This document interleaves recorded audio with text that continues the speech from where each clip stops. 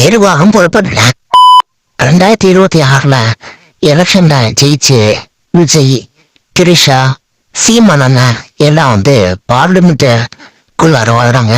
வந்தா எப்படி இருக்குன்றதா இந்த மீம்ஸ் வீடியோ.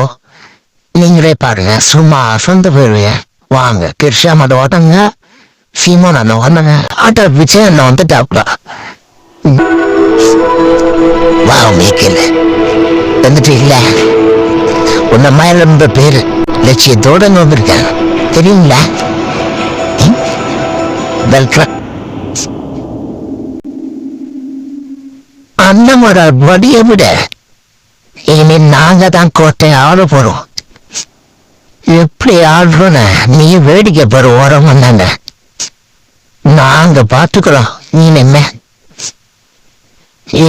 எங்க ஆட்சிதான். இனிமே நாங்க சொல்ற சத்தம் தான். ஆனா நல்லா இருக்கீங்களா? Come on bro. 2026 சிஎம் ஆகிறதுக்கு அண்ணன் கருப்பணிக்காக போயிருக்காரு. கருப்பணி போய் நிறைய மக்களுக்கு சேவை பண்ணணும்னு நினைக்கிறாப்புல. கருப்பணில அப்படி என்ன பண்ணுவாரு?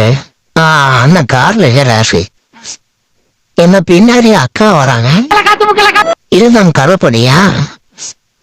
எதுக்கு இப்படி நான் பண்ணிட்டு இருக்கிறாங்க? ஏன்னா அக்காவும் கார்ல ஏறாங்க, அதே கார்ல. அடுத்த என்னெல்லாம் பண்ணலான்னு இருக்கீங்க? நான் சிஎம் ஆகணும்.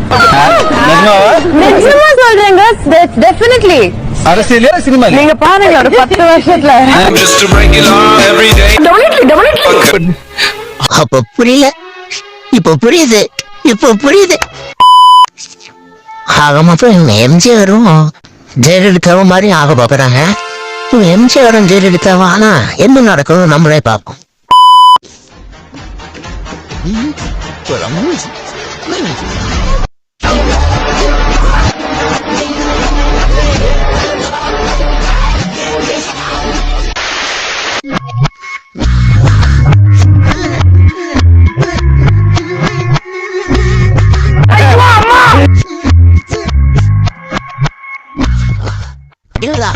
ஐஸ்வர்யா நம்ம கட்சியோட புது உறுப்பினர். வணக்கம்.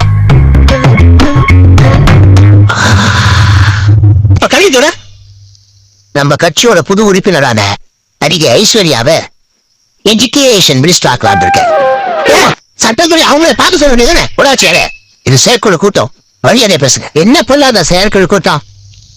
எங்கேயோ ரோட்ல டான்ஸ் ஆடிட்டு இருந்தோம்னா அது கட்சியில மெம்பர் ஆக்குவீங்க, அவளுக்கு உடனே மந்திரி பதவி கொடுப்பீங்க. அதை நாங்க எல்லாரும் பார்த்துக்கிட்டு சும்மா இருக்கணுமா?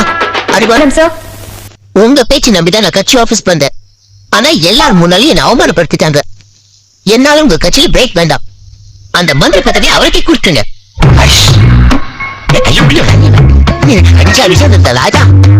இந்த கட்சியில உறுப்பினரா சேர்த்த வந்தான் எவன் பேச்சின் கட்டுப்பட்டு இருக்க வேண்டிய அவசியம் இல்லை.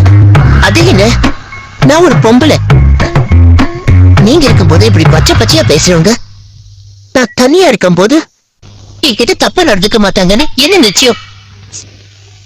ஒண்ணு இந்த பார்ட்டியில நான் இருக்கணும், இல்ல அவர் இருக்கணும். கொஞ்சம் உணாச்சியார, நான் இந்த கட்சியோட பொதுச் செயலாளர்.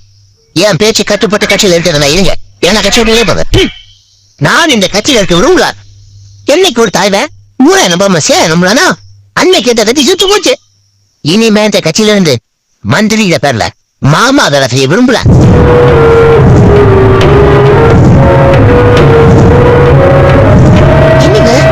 எல்லாம் ஒன்றையும் போயிட்டாங்க, இப்படி ஆட்சி அமைக்க போறீங்க.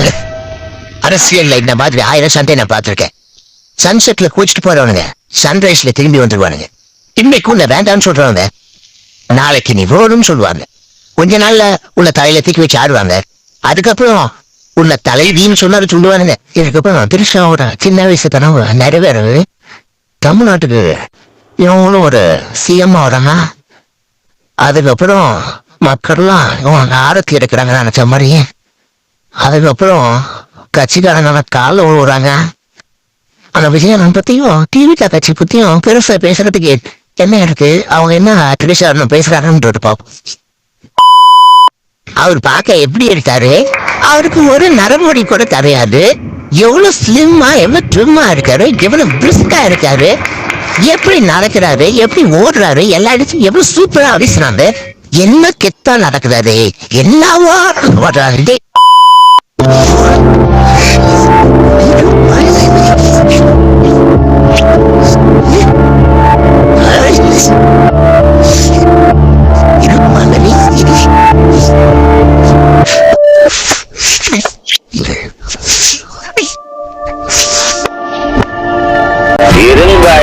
யார் என்ன சொன்னாலும் யாசிரோதம் உனக்கு இருக்கு தம்பி. நீ ஜெயிப்ப தம்பி. ஜெயிச்சு இந்த நாத்தாடு இந்த மாதிரி வீடியோ சப்ஸ்கிரைப் பண்ணி ஆதரவு தரணும்.